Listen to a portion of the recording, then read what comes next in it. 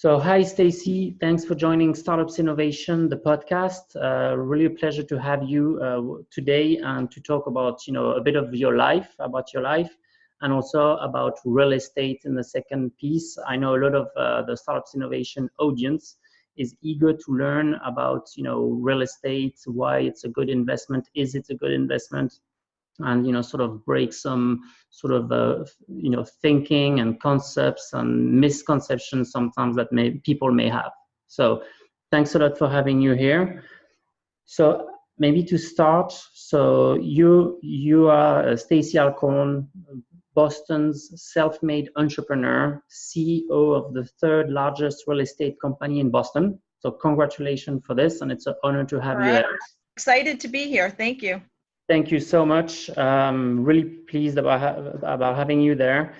You've done amazing things. I've read your book, Reach, which inspired me a lot already. And so you are a serial entrepreneur. You have many ventures. So I'm going to list them real quick, and maybe you can give us then a little explanation about what each of them are. Sure. So okay. You are a consultant. You're the real estate CEO of the third largest real estate company in Massachusetts. You have a company called P3 Coaching and Training, mylittleblackbox.com.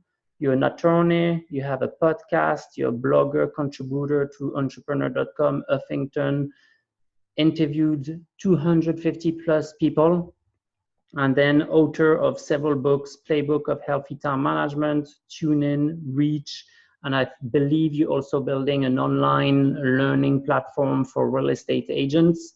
So this is amazing. Can you give us maybe an explanation of what each of these ventures are about?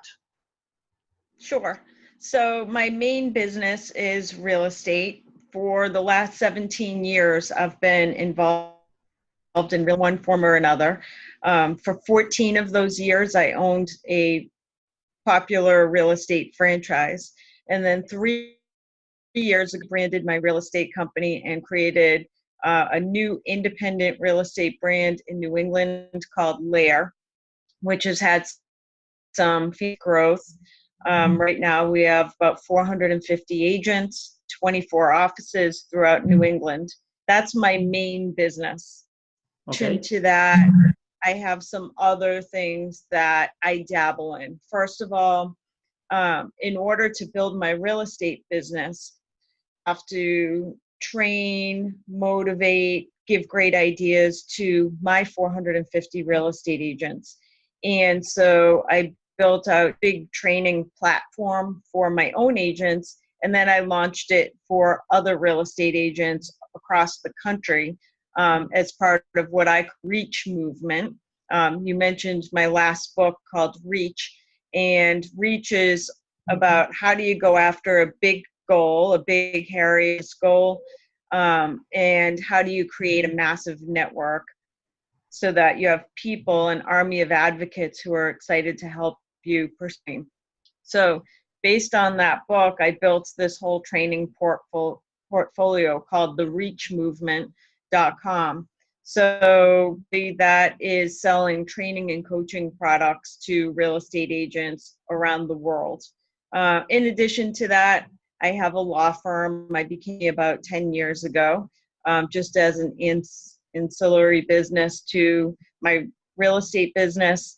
I have a small fashion business that I have a team run online.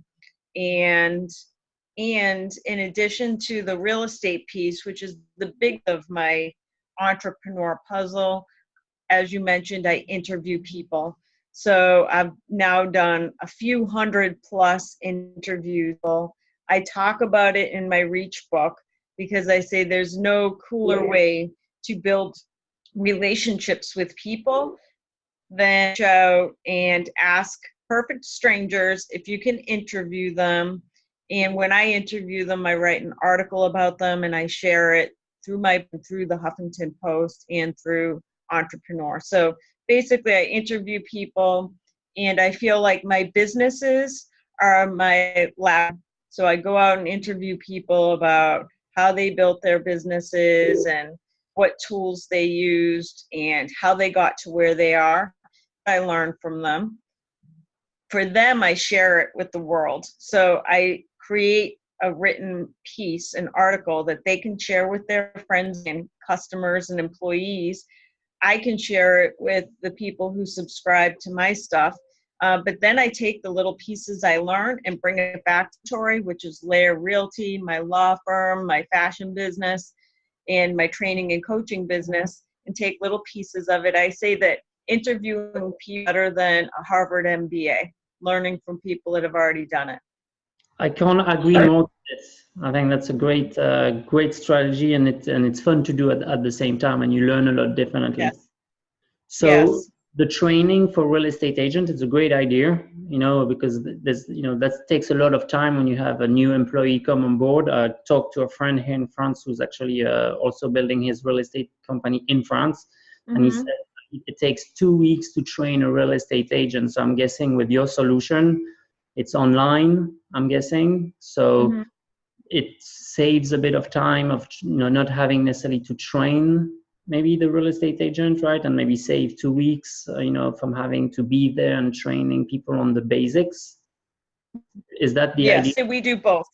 We do both. So it's all online. We supplement it with in-house training at my company. And for many of the brokers in the country that subscribe to my Reach training portal, they will also supplement it with in-house trainers.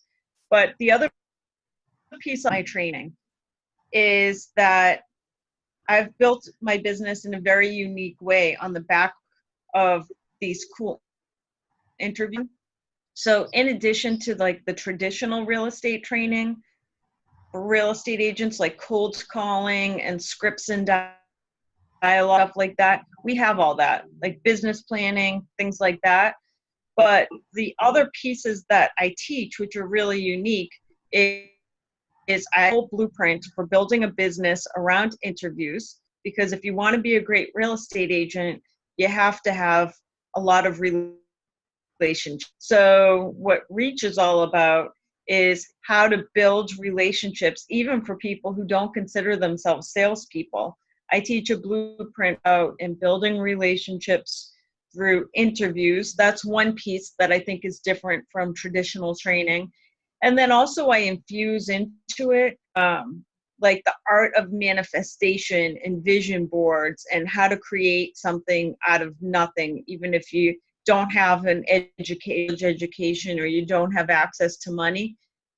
How do you manifest massive dreams? So all of that is infused in the training, in addition to all the other stuff like going after expired listings and stuff like that. Awesome. And I imagine it's great content. Having read your book, yes. Again, I would encourage anyone listening to this podcast, go get the book of Stacey. You won't be disappointed. It's really a great book. We'll talk about it in a minute. So Lair Realty. So basically, how did you get to build that company, that amazing company? I love the brand. I love the logo. I love everything about it. And also, how does it respond, to the quote unquote problem millennials have? And maybe confirm to me if there is a problem. What I've heard from a top Goldman Sachs executive is that millennials prefer to go to their dentist appointments than to meet with a banker. And I could extend it. He didn't say this, but I could extend it. Banker, real estate agent. Is that something you see also with millennials, that they don't get as much as their parents, maybe the benefits of real estate? And how do we reconnect, those audiences and these people to doing the right things for their lives, basically? Yes. So first, the first part of that, how I built Lair, is, first of all, for 14 years, I did build state offices under a franchise model. I launched Lair in April 2014. And first, I had to create a movement, because for 14 years, my real estate agents were very used to selling a brand name product in the marketplace. So immediately I had to create a brand name that they could go out and sell, which is really difficult going up companies that have been in the business for 30 to 100 years. So the way that I did that is I said, first of all, what is our differentiator differentiator. What's interesting is when you're building a brand, you have to realize what are the things that you're going to be unbelievable at. On that, by the way, you also have to know in your head what are the things that you're going to suck at. Because if you're going to be really good at certain things, then you also have to live with the facts to be great at certain things. So I said, all right, for our company, what we're going to be great at is going out into the market and targeting, attracting amazing real estate agents. What we are going to suck at is brand new agents.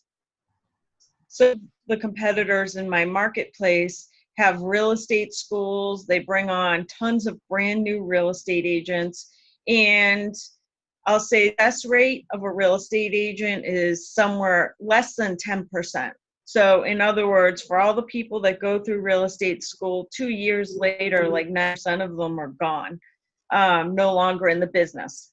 So I said, what we're going to be great at is going out into the marketplace, finding real estate agents already have a track record and attracting them to our company, because I know that I can take an agent that does, say, 20 transactions a year or say $4 million in real estate sales. I know that with their ability to close on transactions, I can help them get to more production. I can help them do 40 transactions or $8 or $10 million a year in business because they already have the track success. So I knew that we were going to go after agents who were really good in the marketplace. My branding agency, because when I launched my company, I didn't even know what the name was going to be, but I had a vision of building a company with great agents. So the agency said, what is a great real estate agent to you? And I said, it's an agent who is strong, who is a negotiator of difficult terrain, meaning they do well in any marketplace, and agents who are protectors of their clients. Those are the three things. At that time, we did a Google search. Well, what happens if we Google all those words? Strong, protector, negotiator of difficult terrain. So we did a Google search, and a mountain lion in our search. They're strong, they negotiate difficult terrain, and they are protectors of the other lions. So we're going to build our brand around the lions of real estate. Lions congregate in lairs, although spelled different than how we spell. We spell ours L-A-E-R. We congregate the lions of real estate. We created an acronym, Local Extraordinary Results. And if you've seen our branding, it's a lion sitting on a key on top of L-A-E-R. And I tell consumers that some of the big homes we sell have lion statues out front because a lion is a symbol of that home. But there's a new symbol of protection for real estate across New England, and it's the Lair for Sale sign. So we launched that April 2014. We explained to the agents. So at that time, I had 250 agents that were working at my company under my pre-roll. I got them all to an event, and I said, we're going out into the marketplace and we're creating a new brand. We're not for everybody. Some are going to choose to stay with the old brand because it's difficult. But for the ones that want to stay, we're building a brand around the best agents in the business. So what I'll say is over the last few years, and some of it was very much planned and a lot of it was by accident, but we created a movement. So today we have 450 agents. Most of them identify with the fact that they're the lions of real estate. They were hand selected to join our company, and we created a type of membership application. In other words, we're one of the only real estate companies, I think, in the entire country that doesn't take real estate agent. So you can't come to us and you can't go to real estate school and get your real estate license and assume that you can come to here. However, you can assume you can go to work for almost any other company. We'll take any real estate agent regardless of experience, etc. Now, that's not to say we never take new agents. Most of the agents that join us come from other companies. Probably somewhere around 95% 5% other companies.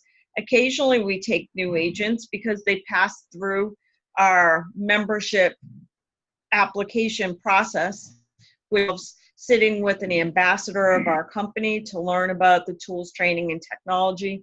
But also we have a membership application where we ask very specific questions of people who are considering joining our company, because to us, it's not just about bringing on another salesperson. We want somebody that's a great for our organization. And so we ask questions like, what's the biggest challenge you've had to overcome and how did you overcome it? And we ask, like, what are your favorite books? What motivates you? What's your motivational quote? Your favorite motivational quote? Because we feel like those are some of the questions that get at who that person is as a human being. Our membership application process also involves that an agent has to get recommendations from a peer, another peer in the industry, meaning they have to get recommended in by either somebody that works at our company and competitors. So we have competitors that will refer in people who they think would be a great fit in our company. So we've created this whole membership process. People that typically we decline for membership, and we do decline people for membership at our company. Typically it's because they're a poor culture fit for us. So what would make a poor culture fit? I would say it's typically somebody, I always say, like, if you meet with somebody and they want to be part of your company and to try to become a part of your company, bad things about the place they currently work. Now, I'm totally cool with people making constructive criticism that I wish my company were training or something like that. But if you're saying negative things about the people you work with or the company that you currently work with, typically we believe that that person's going to be negative in general and a bad culture fit for us.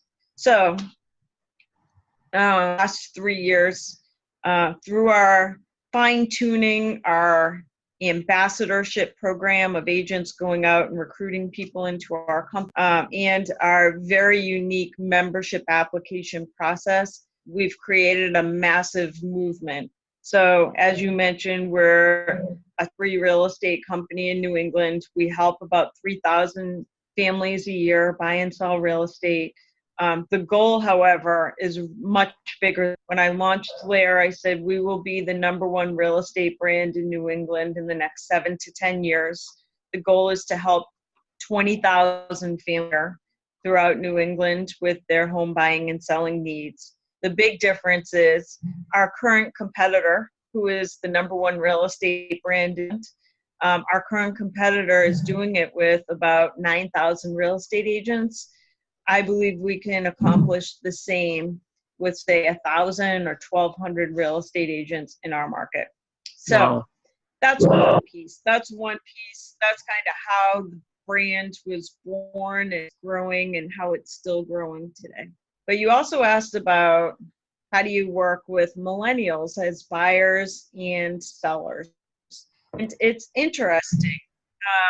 What's really interesting is this statistic is not exact, but it's pretty.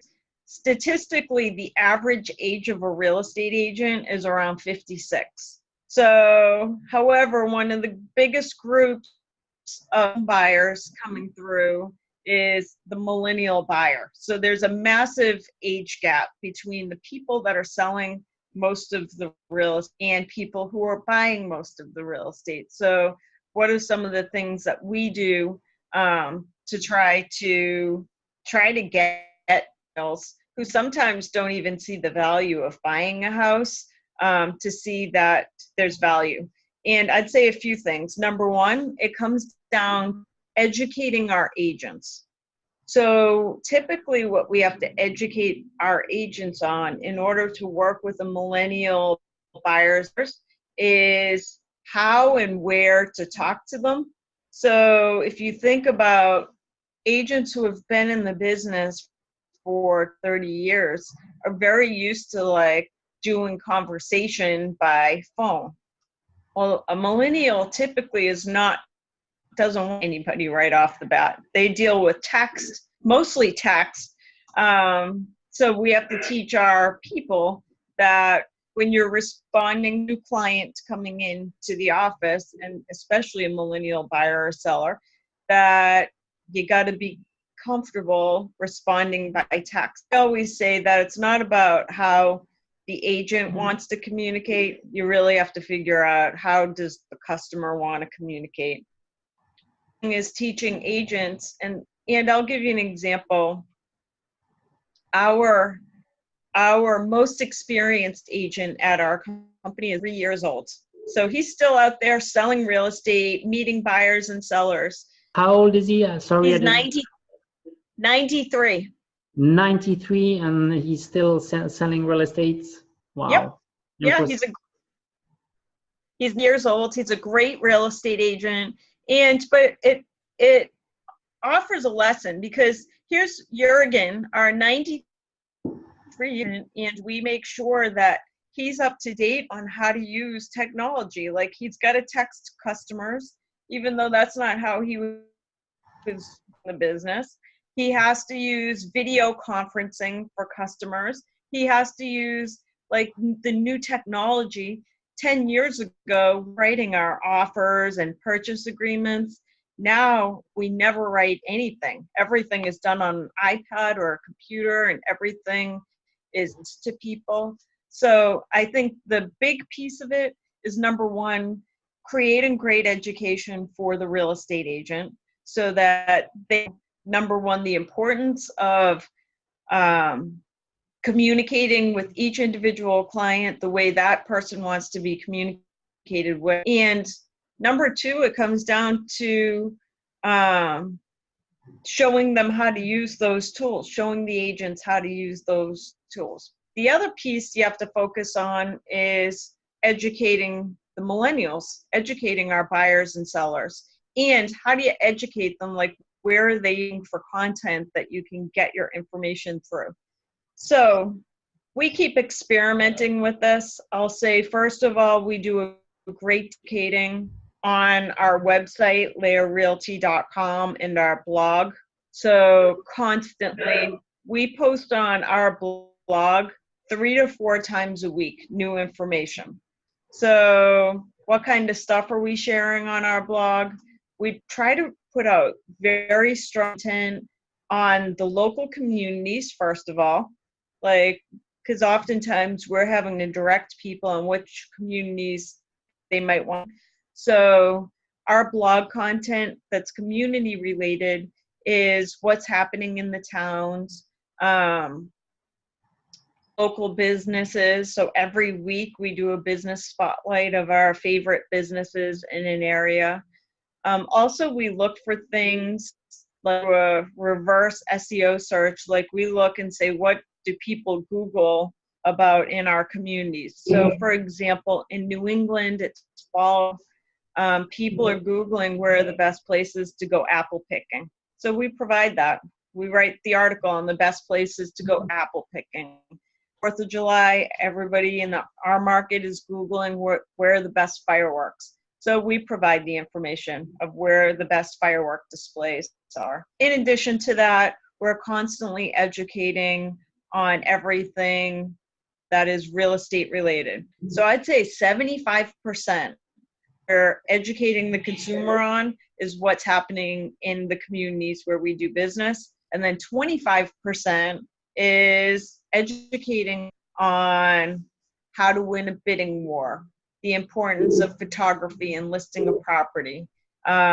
Should I co-sign for a mortgage? What do I need to know about a mortgage? So all of that is on our blog.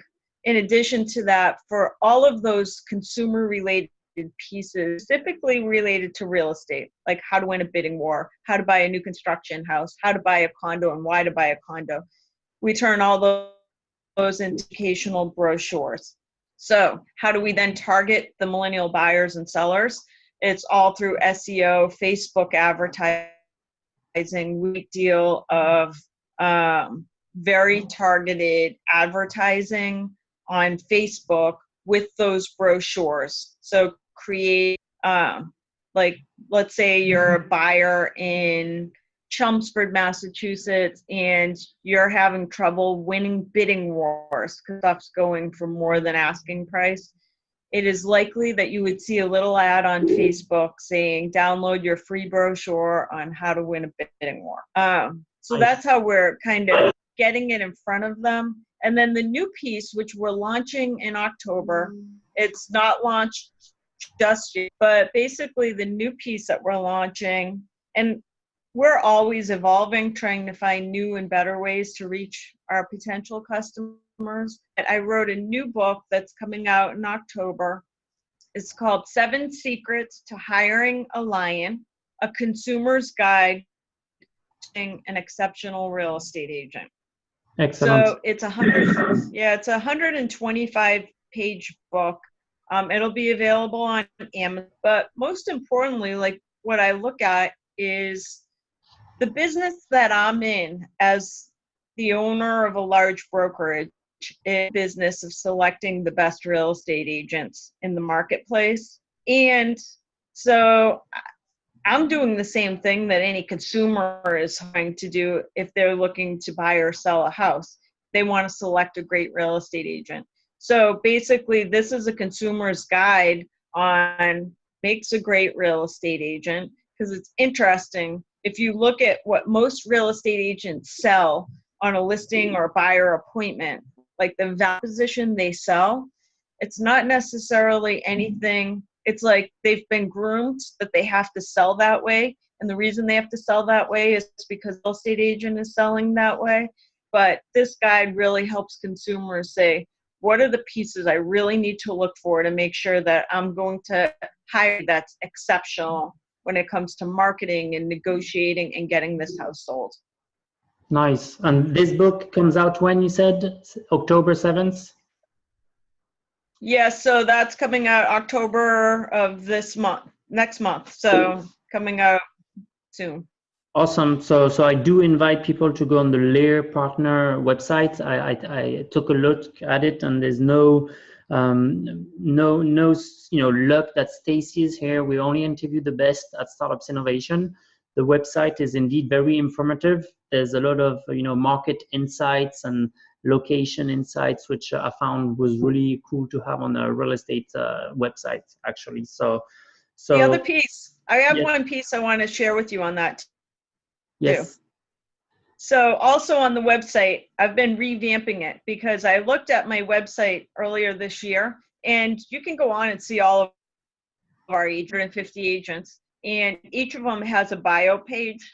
So my goal over the last 2 months, I looked at my agent bio page in January, and I'm like, wow, this is so average and so not interesting. So I went back and created this interviews for our agents, where I said, what makes our agents like really cool human beings? So now the goal is, once that new web out in the next 30 days, when you click on an agent at our company, it's not going to be like a boring old bio, like I've been in real estate for 20 years, I'm exceptional with my clients, which everybody thinks. It's going to be like, what makes this person an awesome human being? What books do they read? What quotes inspire them? What obstacles they've overcome? So that hopefully it gives the consumer the ability, like, kind of sift through them and say, yeah, that sounds like somebody really cool I'd love to work with. Yes, I really love that aspect, that sparked my interest. That's how I noticed Lear Partners. It's that, outside the box type of brand company you're creating. It's different. Facebook, also the Facebook page is really cool, where you post every time there's a new real estate agent, and there's some stuff being posted there. And of those elements posted, I saw that someone showed a house to DMX. The rapper DMX. Yes. That's incredible. So where was that? Is that in New York then, or is he moving to the Boston area, or? So I don't know the exact story on it all, but he was looking at properties in New Hampshire. So we have offices throughout most of New England, and he happened to pop in to an open that one of my agents was doing. It was a new construction, like these beautiful homes in New Hampshire. And yeah, DMX comes in. The agent, my agent, talk about the difference between like millennials and Gen X, for example. My agent had known what it was. And then it was another person, another customer who came into the house and saw DMX was looking and it's like, oh my God, can I have my picture? Agent's like, oh, who are you? So yeah, showed him a house in New Hampshire.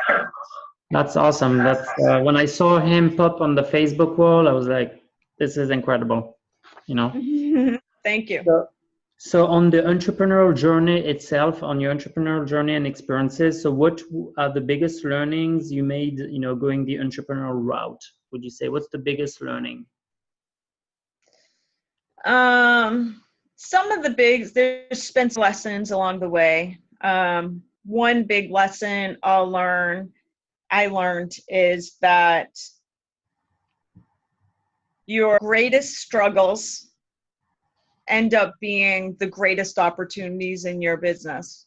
So anybody that's listening right now through something awful in your business or your life, almost 100% of the time, you will look back 2 years later and say, wow, that was the best thing that ever happened to me.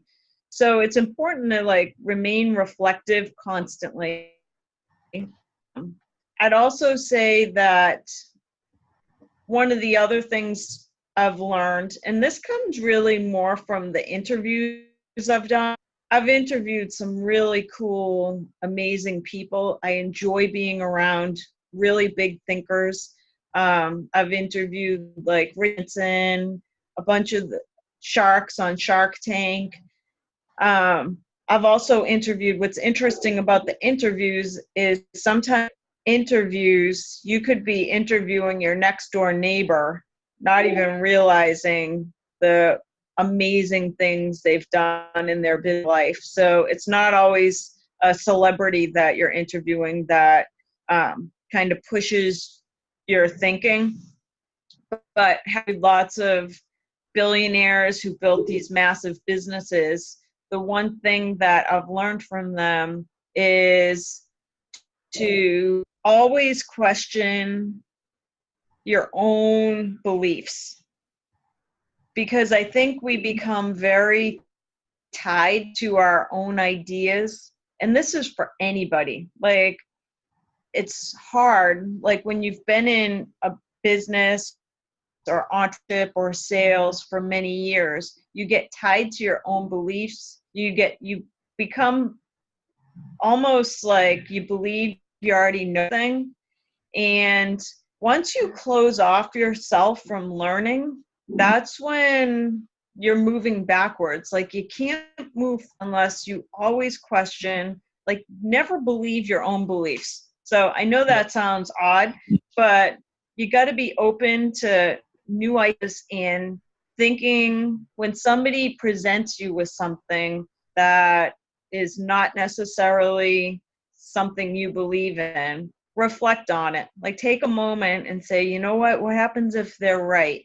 Maybe there's a better way that I can think about this. So that's this. And then the third thing that I've learned over the last 20 or so years, I have become a true believer in the law of attraction, manifestation. I believe I can be, do, and have anything. I believe if I wanted to be president of the United States, I could absolutely, no question, have that. But I believe that about anybody. Like, any of us has the ability to be, do, and have anything we want. So there's a lot to be said for learning the art of manifesting anything in life.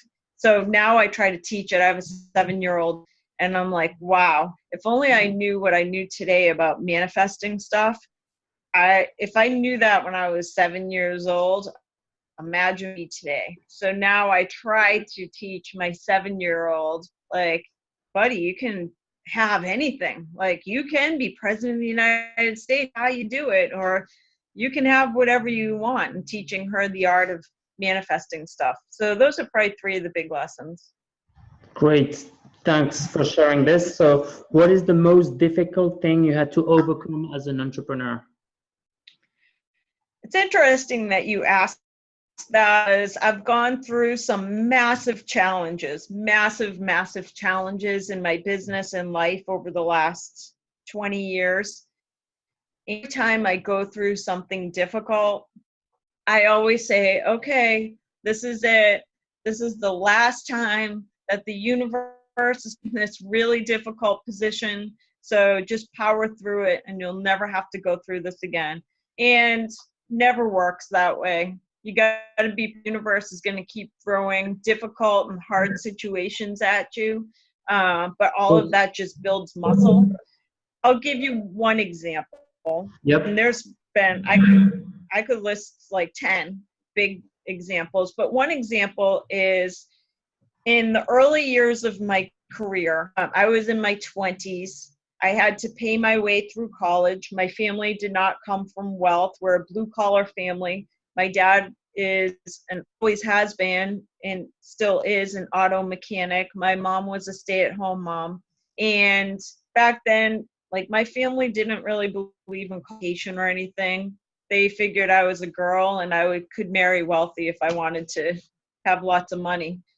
Even though for myself, I had other plans to figure out a way. I wanted to go to school. I had to pay for it. So I got a job at a mortgage company. And I graduated from school. I was processing mortgages. Because I processed mortgages, I learned how easy it was house. And I ended up buying my first house at a very young age, somewhere around 20. It was so simple. In fact, I bought it, I fixed it up, and I sold it. And then that multiple times, that's how I ended up paying my way through school, was flipping real estate. I then ended up building a really big mortgage business. And I'll say in my early 20s, I was making a ton of money. And it's like, it came so easy for me that I built a house by the time I was 25. By the time I was 26, 27, I had a second home on the ocean. I had cars. I was like a kid, just a kid, making all this money, and life was easy. Somewhere around 30 years old, the real estate market had crashed. So my mortgage business tanked. By that time, I owned a couple real estate businesses, tanked. Everything was like overnight, the market changed. And I had to sell. I did not go bankrupt, but I had to sell everything in order to keep my business. So I sold both of my big houses. I sold off my cars. And all I really cared immensely about my business, my real estate company. So I said, do whatever you can, sell whatever you have to in order to keep the real estate business. So I ended up moving into this tiny inner city investment property that I had owned. I had been in the middle of remodeling to sell it when the market crashed. So I sold my big house and I moved into this little house in the city. So I go back to that because I'm like, all right, if I have the ability to manifest anything I want in the world, then how did I manifest? The line just cut to what did you say? The ability to? The line cut on my end. Yes. So what I asked myself at that time when I lost everything is I said, I have the ability to manifest anything. So it was me who manifested everything. So that's the first thing. It's never anybody else's fault that whatever you've attracted in your life, good or bad, somehow you manifested it.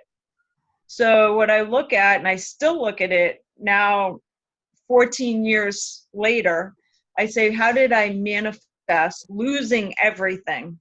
Because it's important to know, so I never do it again. So what I look at going back to that time is, and by the way, I've rebuilt it all. I mean, I lost everything, but I've already built a new empire that's 10 times bigger that I had lost back then. But I will say that I'm smarter about the way I build it now. And I realized the importance of the dialogue that happens in my own head. And I believe that when I lost everything, that I was the one who created that. The way that I created it was through my thinking. So, for example, going back to those years, I always tell myself, and I think this is not unusual for people that do not, for anybody that did not come from money, you get money, you constantly think about like, you have like these weird paradigms in you about money. So back to tell myself constantly, I came from nothing, I'd be okay with nothing. That was the inner dialogue I had with myself all day long. Came from nothing, meaning I came from no money, and I'd be okay with no money. I would tell myself that all day, every day. Now, what I need to say to myself is that I'm really not that attached to material things in general. As far as I don't spend a ton of money on expensive clothes or expensive cars. Like, what matters to me more is a great experience, like being around people or seeing a sunset. That's what I was trying to say to myself. But by going around with the inner dialogue, saying nothing, I'd be okay with nothing. I came from nothing, I'd be okay with nothing. With that type of inner dialogue, eventually one day you wake up and the universe exactly what you asked for, which is nothing. So the past decade, I've become extra good at creating a very strong and healthy dialogue in my own head. Now I tell myself, because I do believe the stories in your mind become the story of life. So any circumstance you live right now is 100% the circumstance that you've been living in your own head for these past years. Your circumstances change the stories going on in your own head all day long. So now I tell myself I'm a billionaire in the making. By becoming a billionaire, it gives me the ability to help and change the world faster than I could do it without being a billionaire. Constantly tell myself all day, every day, that today I'm going to meet the right people at the right time for the betterment of my business and my life. I tell myself that every single day, almost every single day. People enter my life out of the blue, and they're people meet at the right time for the betterment of my business and my life. So I'd say the biggest challenge I had to overcome was figuring out how I lost everything so that I never do that again. And what I've learned about myself is that the reason I lost everything is of my own inner dialogue. And I constantly practice, even today, like becoming very good at creating those strongs. One book for your listeners to consider is Shad Helmstedter's What You Say When You Talk to Yourself. It's an amazing book, and it's about the power of the dialogue that you have in your head all day. So what's the title? What You Say When Yourself. Okay, so that's cool. I'll put it as a link also under the podcast.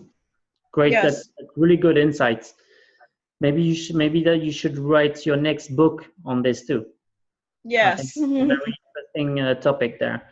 Thank you. So you've interviewed 250 plus, or you said 300 now people, of which Richard Branson, and you went on Necker Island. Correct. Can you tell us a bit about this? And I know you posted an article, so that's how I know. How did this happen? How did you end up, being on Necker's Island? And did you get to learn anything from, seeing or meeting Richard Branson? Yes. So all of this goes back to the idea of reach. So at the beginning of the program today, we talked about my last book, Reach. Reach is about having big goals, and Reach is creating an army of advocates who are as excited to help you achieve your dream as you are. So because this is something that if anybody listening is in sales or entrepreneurship, this is all I can tell you, bigger your network is, the more success you will have in life. Because so many people think that they don't achieve their dreams because of money or they don't have a Harvard education. I say it's all BS. What people really need is a bigger network, because if you haven't achieved dream yet, you simply haven't met the people that you need to know in order to achieve your dream. So the things that I've done over the years, and there's two pieces to this. First, in order to expand my own personal network, I still interview people. I try to do 2 or 3 a week, that I literally reach out to strangers in my marketplace and I ask them if I could interview them about their success. I only do my interviews in person because I want to build a relationship. Dale Carnegie wrote a great book, How to Win Friends and Influence People. And the whole idea of it is that if you become super interested in other people, they'll become interested in you. So that's all this. Go out and interview people, become interested in them, and they'll become interested in what you're doing.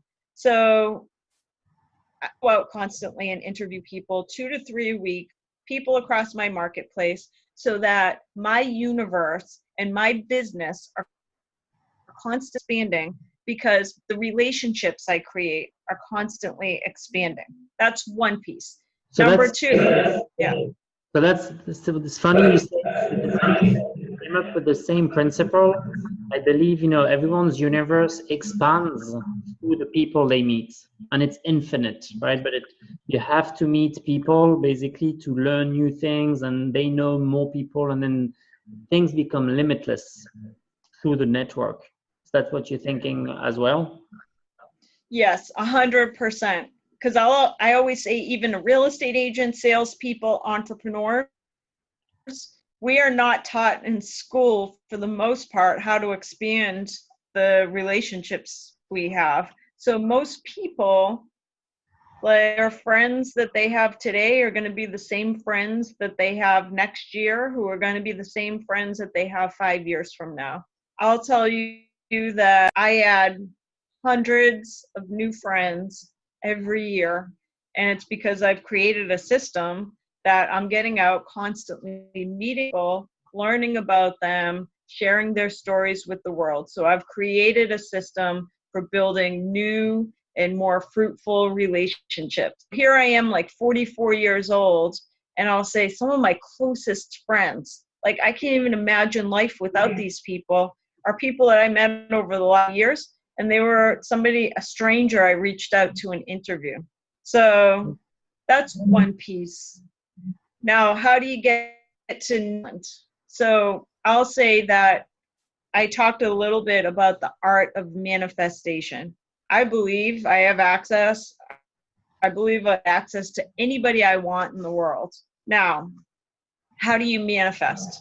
So if I want something, whether it's a big house, mostly what I want in the world is more and different relationships. So first of all, I have a vision board. Vision board is just based on a board, and I put on it what my future life looks like. So when I look at it every day, multiple times a day, I see who my future friends are, what kind of house I have, the private jet that I'll one day own. What's in is, by creating a vision board, you allow your subconscious to access like the greater universe, so that your power is so much greater than you actually working towards your dream. So every year I update my vision board, and I include on my vision board people who I'm going to be friends with, the interviews that I'm going to do. And I always pick some super cool people. I mean, most of the interviews I do are Boston or New York or like local people. But I always have a list of the cool ones that I'd love to like pick their brain for a little while. Last year, one of those people was Richard Branson. I'm going to give you 2 stories. First is Richard Branson. But Richard, I put on my vision board last year. I'm like, all right, 2007, or 2016 is going to be the year that I meet Richard Branson and I'm his brain. I need to be around somebody that thinks about how we're going to all travel to the moon. So I put him on my vision board. The thing is, I know because I put it on my vision board, I know with certainty, I knew I was going to meet him. I didn't know how it was going to come about, but I knew the universe was on it and I'd end up meeting him. So I put him on my vision board. Now, in order for that to work, you got to constantly be expanding your. So I still went about doing my regular interviews. And by the way, I reached out to Richard on multiple occasions to ask for an interview. So you always have to also try to assist the universe. Got to at least ask him. So I reached out on multiple occasions. I have his email address, asked for an interview, never got a response. But I didn't worry about it. I knew the universe was working on it. Last summer, I get a lot of the people I've interviewed already referring other cool people for me to interview. So somebody that I already interviewed reached out to me and said, I have this really cool girl that you need to interview. She's a young entrepreneur who in her 20s had basically gone on tour with all these famous bands. She was like a production manager for rock bands. And then at 30 years, she basically quit her job and decided she wanted to live in the Caribbean and build a business in the Caribbean. And now she owns Shannon Dickerson. She owns Blue Sky Luxury Concierge.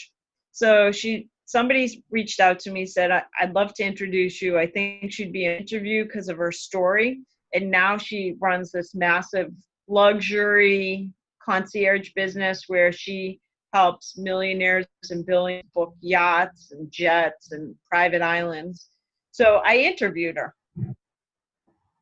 Now that one I interviewed by phone. I was on the phone for probably an hour and a half with her. I thought she was amazing and I couldn't wait to write the article. And I asked her, like, we're both, she does the power of manifestation and vision boards and all that. And I said, give me an example of one of the relationships you've built through vision board. And she goes, well, one example is, she's like, I now plan events each year for Richard Branson. And she starts explaining how that relationship came about. And I'm like, wow, that's amazing. And I said, yeah, one of my goals is to interview Richard Branson. And she's like, oh, I can make that happen. Are you available in November to come out to Necker Island? And literally, I went to 2 months later and interviewed Richard, sat with him. I went to an amazing event on his island. I have another cool story about the power of vision boards and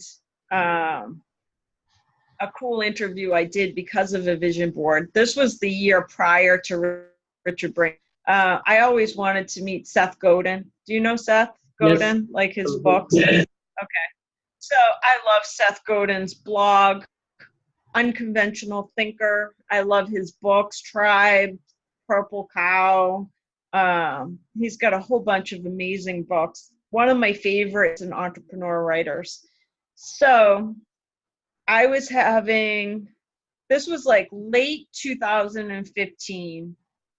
There was advertisement for a real estate event coming to New York City in January of 2016. And the keynote speaker was Seth. And I'm like, oh, I love Seth. I've never seen him speak, but I had him on my vision board. I'm like, I know I'm going to meet him someday, but I don't know how about, I'm going to go see him speak at this event in New York. So January rolls around and like the market was terrible. I was just in a very mood and I had bought a ticket to the event, but I never got a plane ticket or a hotel or anything.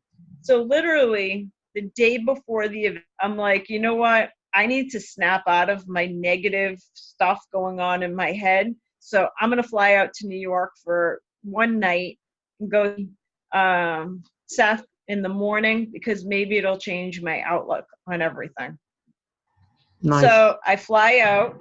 Now, anytime I travel, I research the cool entrepreneurs. So I want to do interviews while I'm out. I want to work if I'm traveling. So I'm going to New York. I'm like, I need some cool people to interview. So I reached out to some friends in New York with connection with the New York area. And I said, do you guys have anybody cool I could reach out to for an interview? So I did this flying on the plane from New York to Boston, and reach out to me and say, I have this cool girl. She created a hat business, and now her hats are like she's on Italian runway shows. Like her hats are in Vogue magazine. She's a young girl and took this passion of making hats and built this massive empire. So friends, like, if you want, I'll introduce you. He introduces me on the plane ride through Facebook, and I tell him, oh, I'm an entrepreneur. I'm going to be in New York for one night. I'd love to come interview you about your success because I want to expand my network. So sure, she's like, I'm at this fashion show of some sort in New York. When you get off the plane, just Uber right over to the show, and I can spend 45 minutes with you and we'll do the interview. So this is like a random girl. I don't know who she is. She's referred in, but she's an entrepreneur. She's fulfilling her mission in life. So I get off the plane, I Uber over to her. This is the night before my event, see Seth. So I'm interviewing her, and she's a phenomenal entrepreneur. Her name is Satya Twain, lives in coastal New York and California. She's built this massive empire selling designer hats for women. So I'm interviewing about everything, and she tells me while I'm talking to her, she's like, I feel like if you pursue your art in life, like your art is, ship it out to the world. And she's like, my personal art is hats, and I'm so passionate about hats. And the reason this is because my passion lives through the art I'm shipping out to the world. So I said to her, I'm like, oh, have you ever read The Icarus Deception by Seth Godin? Because Seth Godin's whole book, The Icarus Deception, is about if you want to be great in your business, then you're getting out your best art, whatever your art is. And she goes, yeah, not only have I read it, he's my personal mentor. Like, he's the reason who I am. I meet with him weekly. And I'm like, wait a second. I'm like, you know Seth Godin? And yeah. She's like, yeah, he's a personal friend. He's my mentor.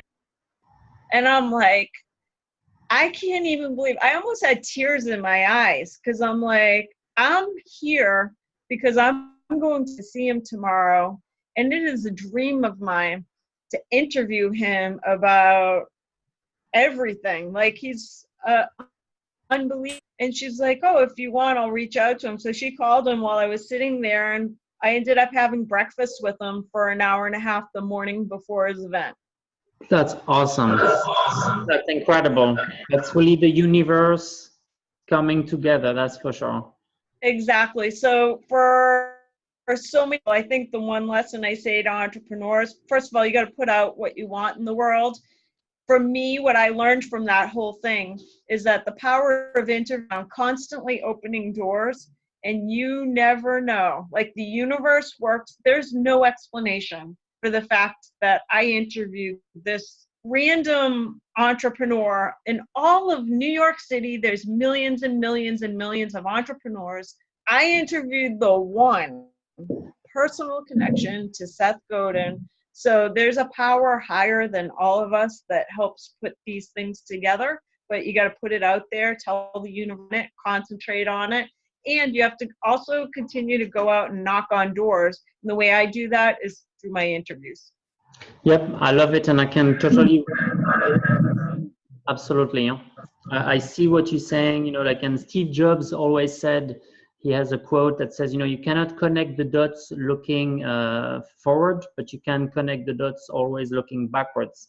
And yes. You realize, okay, oh, I met this person, interviewed this person, it led to this opportunity, and so on and so on. And it's pretty amazing, I must say. I don't know how it works, but I see sort of the same thing happening. So, yeah.